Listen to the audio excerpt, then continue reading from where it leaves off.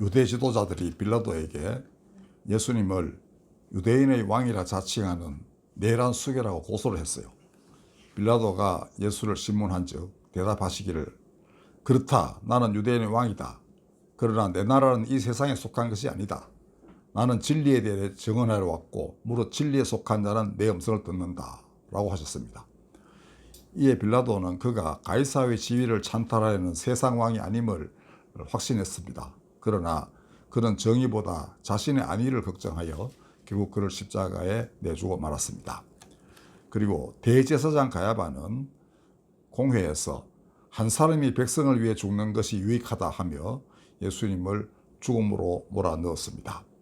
그에게 쏠리는 민심을 되돌리려고 그 머리를 자르려 했던 것입니다. 백성들이 큰 무리가 있죠. 그들의 우두머리가 예수니까 그 백성의 마음을 자신들에게 다시 돌이키려면 예수를 제거하는 것이 마땅하다, 이렇게 했던 겁니다.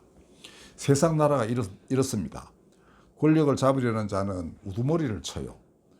느부갓네살의 꿈, 그 신상, 거대한 신상의 꿈에 빗대어 말하자면은 은으로 된 몸통이 금머리를 치고 자신이 금머리가 되는 것입니다. 로마 제정 시기에 69명의 황제 중에 43명이 암살당했습니다. 이렇게 제국이 이제 그렇게 돼요. 그리고 일단 자기가 금머리가 되면 다른 사람이 못 올라오도록 사다리를 걷어차버려요. 그러면 밑바닥, 변방에 있는 사람들이 가장 힘들게 됩니다. 사실 이들이 나라를 지탱하는 발과 같은 존재인데 이들의 원성이 하늘을 찌르니까 나라가 단단해질 리가 없습니다. 고대 중국의 서경도 이런 일을 기록해 놓았습니다. 그런 밑바닥 사람들의 원성이 하늘을 찌르는 것을 이렇게 말했어요. 해가 이제 왕입니다. 이 해가 언제 사라질까? 내가 너와 함께 망하리라. 이렇게 백성들이 탄식을 해요.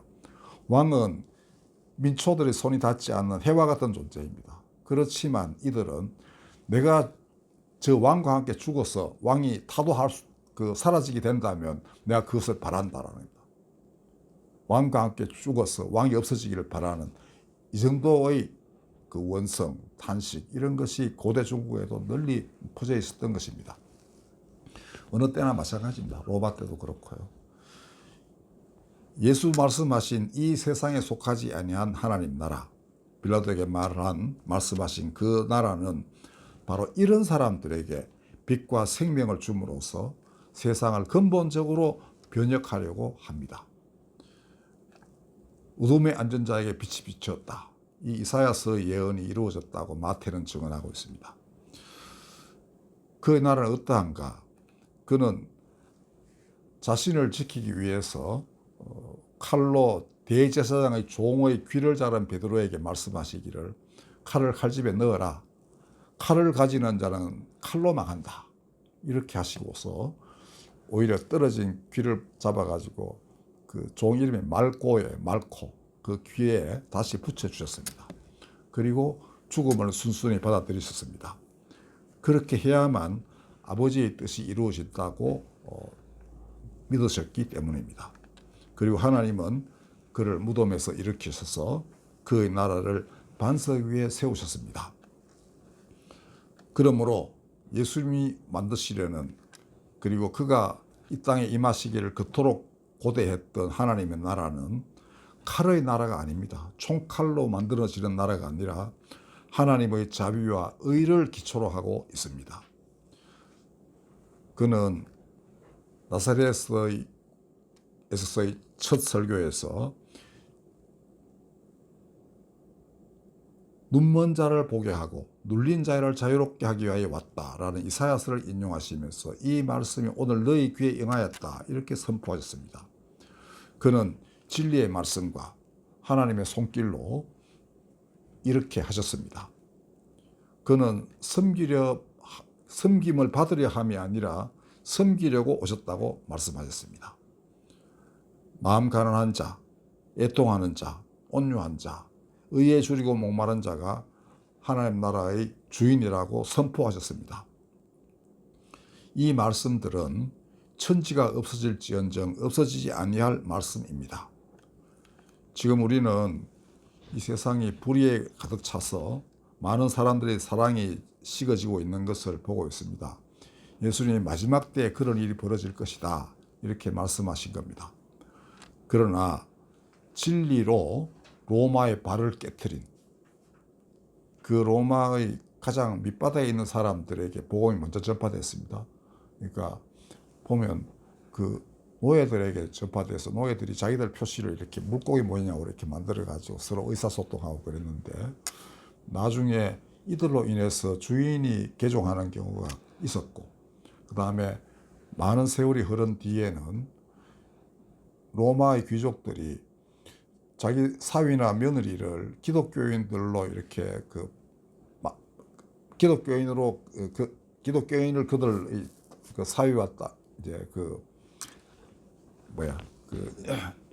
며느리로 받아들이려고 되게 노력을 했습니다. 왜냐하면 자기가 봐도 엉망진창이거든요. 뭐 성적으로 타락한 건 말할 것도 없고, 생각하는 것이 항상 뭐 권력이나 생각하고 이렇게 탐욕적인 겁니다. 근데 기독교 청년들은 전혀 그렇지 않은 거예요. 희생적이고 헌신적이고. 그러니까 여러분들이 딱 요셉을 연상하시면 됩니다. 그러니까 감옥에서도 오직 그 성실하게 모든 일을 하고, 그다음에 뭐 거의 대부분의 일들을 그에게 맡겨도 다 수행해내는 이런 사람들이었습니다. 결국 그렇게 해서 로마가 서서히 무너지는 거예요. 로마는 우드가리를 그렇게 왕 막 교체시키면서 암살하고 이렇게 해서 뭐 비명 행사한 황제가 그렇게 많았던 겁니다. 그런데 그 로마는 결국은 콘스탄틴 대제 때 이제 기독교를 국교로 인정하게 됩니다. 그 뒤에 교회는 좀 이제 그 왕국처럼 되다 보니까 좀 많이 타락했다고 보지만은, 적어도 그 과정에서 교회가 보여준 놀라운 믿음과 그다음에 그 거룩함은 서양 문명의 토대가 되었던 것입니다. 로마는 사라졌어요. 그러나 교회는 지금까지 존속하고 있고, 아직도 사람들이 이 어둠 속에서 빛이 어디 있을까라고 생각하면 교회를 떠올릴 수밖에 없는 것입니다. 자, 그렇다면 오늘 우리는 무엇을 기대할 것인가? 우리 지난번 설교 때 제가 말씀드린 대로 그 느부갓네살이 본 신상은 맨 마지막에 사람이 손대지 아니한 돌이 그 진흙과 쇠로 이렇게 엉켜 있는 발을 때리니까 그 순식간에 다 무너지고, 그 돌은 점점 커져가지고 온 땅에 가득 차게 되었다, 이렇게 했는데, 그것이 바로 이 제국의 운명과 하나님 나라의 본성을 드러낸 것이라고 이 다니엘이 해석해 주는 걸 우리가 지난번 살펴봤습니다. 그와 같이 로마 시대 때 예수님은 정말 힘없는 사람이었습니다. 이렇게 제사장들에게 꼼짝없이 잡혀가가지고 빌라도 앞에 서고, 그 다음에 이렇게 빌라도를 거의 설득하고, 빌라도는 그에게 오히려 진리가 무엇이냐라고 반문할 만큼 진리에 대한 확신에 가득 찼고, 오직 진리 그 자체라고 말할 만한 그런 분이었는데, 그래도 그냥 십자가에 달리고 말았습니다. 부활 사건은 아주 소수의 사람들에게만 나타난 일이었어요. 일반인들은 알지를 못합니다. 그냥 그가 부활했다는 소문만 들은 정도였습니다. 실제로 그를 만난 사람들은 그의 죽음을 애통해하는 사람들, 그를 진실로 사랑했던 사람들이 그를 만났습니다. 아까 빌라도에게 하신 말씀이 그런 것이었죠. 진리에 속한 자는 내 음성을 듣는다. 부활하신 예수님의 음성을 들은 사람들은 진리에 속한 사람들이었습니다. 그는 평상시에 말씀하시기를 너희가 내 말에 거하면 진리를 알고 그 진리가 너희를 자유롭게 할 것이다, 이렇게 하셨는데, 실제로 그런 일이 벌어지게 되었던 것입니다. 디베리아 바닷가에 모인 제자들은 7명밖에 안 됐습니다. 12명 중에 이제 한 명 가룟 유다는 사라지고 나니까 11명인데 그중 7명이 4명은 딴 데 간 거죠. 그렇지만 그 7명 데리고 예수님은 놀라운 일을 펼치신 겁니다. 매양을 치라, 이렇게 했습니다. 베드로에게. 그런 베드로에게 하신 말씀이지만 모든 제자들에게 하신 말씀이죠. 그리고 이제 성천하실 때에는 땅 끝까지 가서 내 증인이 되어야 한다. 그리고 모든 족속에게 내가 가르친 것을 지키게 하라. 가르치고 지키게 하라. 그리고 성부와 성자와 성령의 이름으로 세례를 주어라. 즉 하나님의 백성 삼으라 이런 말입니다. 보통 세례명 많이 줍니다. 그거는 이제 하나님이 그에게 새로운 이름을, 사람이 지어준 이름이 아니고 하나님이 지어주신 이름을 갖게 되는 건데, 그거는 그 이름을 부르면 그거는 내 거다 이런 뜻이에요. 그러니까 개신교회도 원래는 그 선교사들은 처음에 세례명을 줬습니다. 근데 지금은 이제 그런 일을 안 하는데 가톨릭은 그대로 세례명 주고 있죠. 자, 어쨌든 로마 시대 때 그는 지극히 작은 돌 하나에 불과했습니다. 제자들은 더 작은 돌멩이들이었습니다. 그러나 그 돌이 결국은 거대한 로마 제국의 발을 때려가지고 그 속에서 하나씩 사람들이 변화되면서 결국은 제국은 무너졌지만 그 안에서 자라난 교회는 정말 온 세상에 가득 찼다 할 만큼 유럽의 문명을 이룩해냈던 것입니다. 뭐 우리가 많은 잘못이 있다는 걸 인정합니다. 그렇지만은 그 순수한 거룩한 교회의 모습은 그 어딘가에는 남아 있어 가지고 오늘날까지 전해져 왔고, 그 교회가, 그 그리스도교가 미국을 돌아서 다시 우리나라에 오고, 그다음에 그 이전에는 이제 우리나라가 자발적으로 그리스도교를 받아들였어요. 그게 가톨릭 신인데 그 말씀의 위력은 정말 대단했습니다. 사람들은 선교사들 중에는 그런 그 기록을 남긴 사람이 있어요. 이렇게 어느 집에 들어가서 보니까 누가 이제 대청말에 앉아 있는 거예요. 그래 하나님 믿으세요. 그랬더니 빙그레 웃더니만 이미 잘 믿고 있습니다. 그러더래요. 기독교 교인이 아닌데. 그래서 선교사가 의아해서 이제 여러 가지 물어보니까 그들이 갖고 있는 하나님에 대한 신앙이 전혀 기독교와 다를 바가 없더라는 것입니다. 그리고 이것은 여러 가지 요인이 있겠지만은 우리나라 사람들이 옛날부터 하나님 공경하는 그런 성품이 있지 않습니까? 그리고 우리나라 사람 입소문 잘 내잖아요. 그러면 누가 예수에 대한 얘기를 하더라 하면 아름아름으로 다 미리 전해 듣고 있는 거예요. 그리고 우리는 그분을 믿어야 되겠다 이런 속마음을 갖고 있는 겁니다. 가톨릭도 이제 스스로 그 가톨릭 서적을 가지고 이제 신자가 되었듯이 개신교인도 그랬습니다.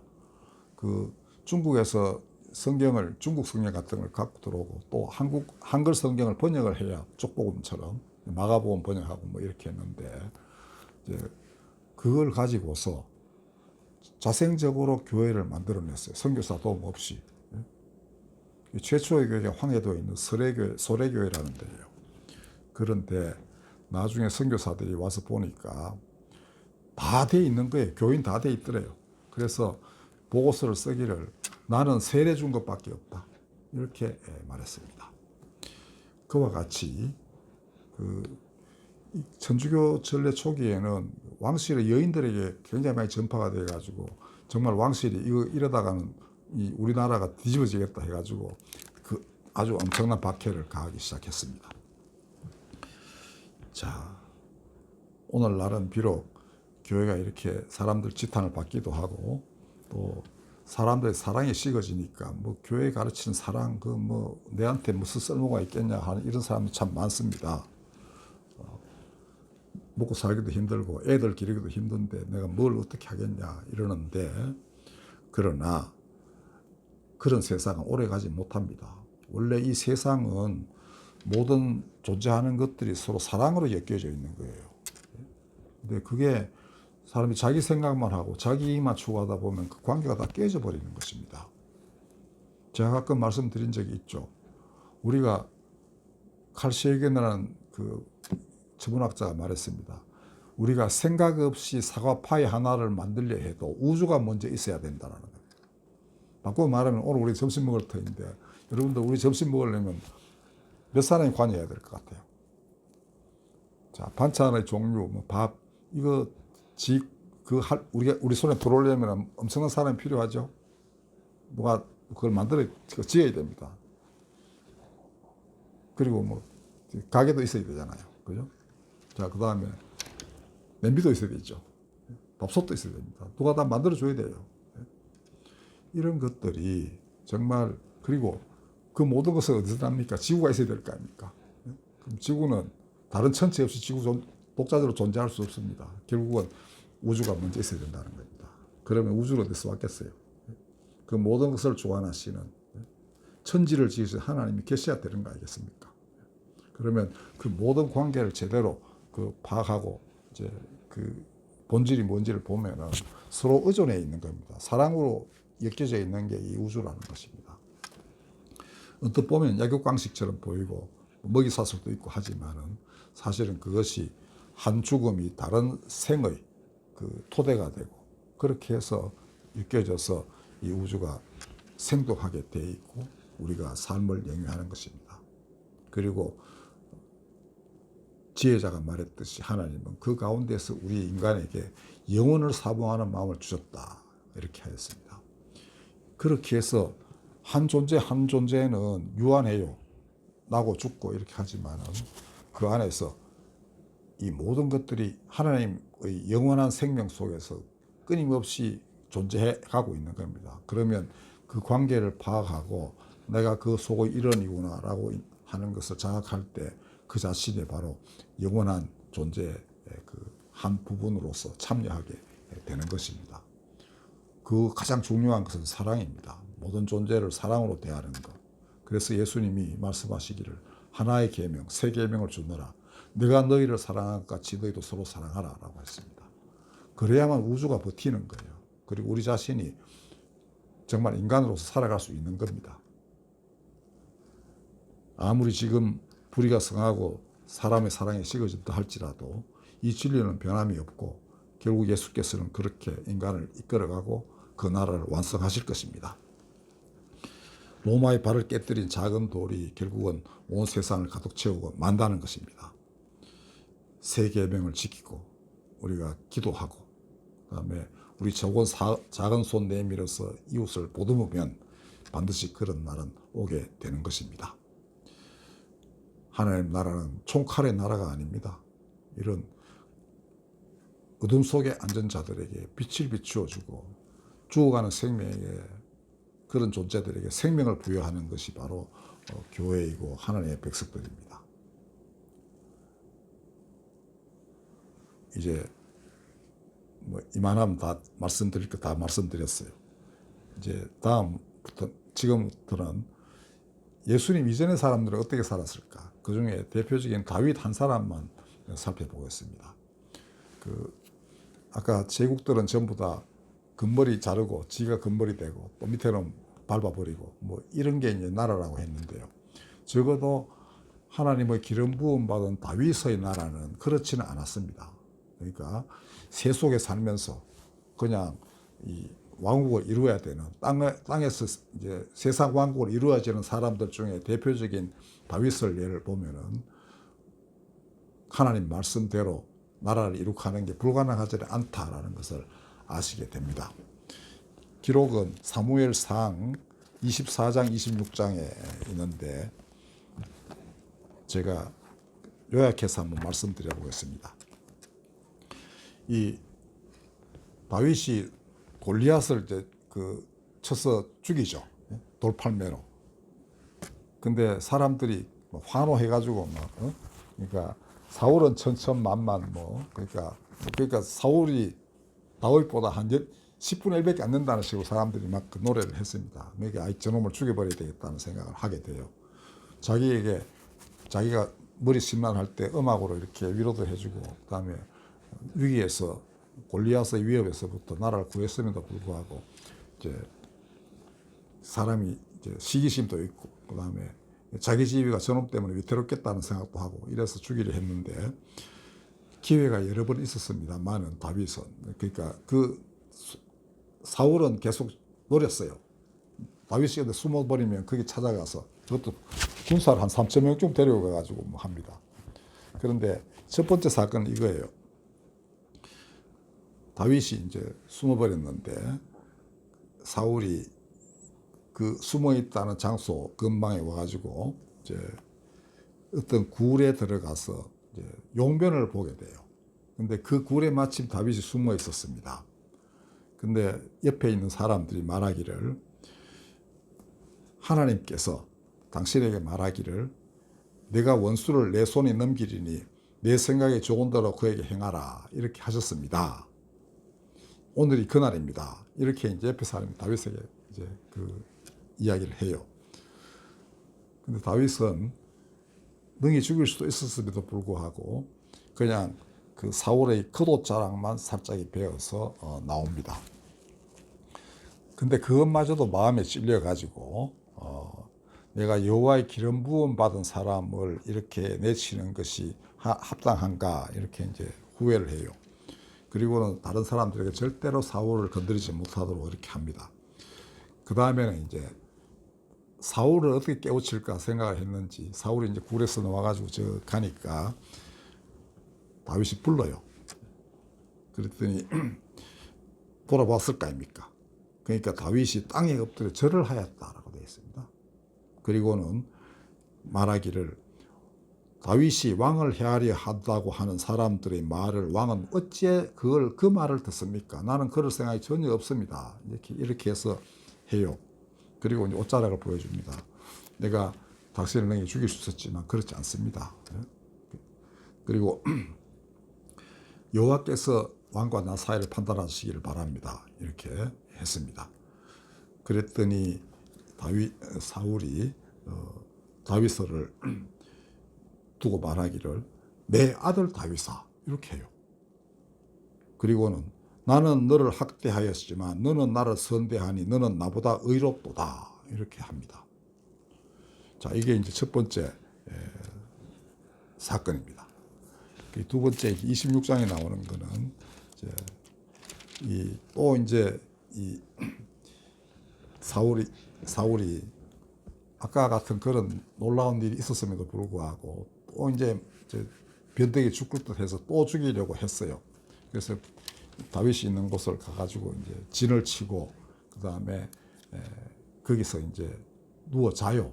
창을 옆에 꽂고 땅에 꽂아놓고 물병 하나 놓고 이렇게 자는데 수하들도 거기 주변에 쫙 이렇게 호위하고 있었는데 다 잠들어 버렸습니다. 이 성경에는 하나님이 잠들게 하셨다 이렇게 되어 있는데, 그때 다윗이 죽이려는 생각은 없었던 것 같습니다. 저부터 뭘 하러 왔나 싶어서 이제 부하 하나 데리고 들어가요.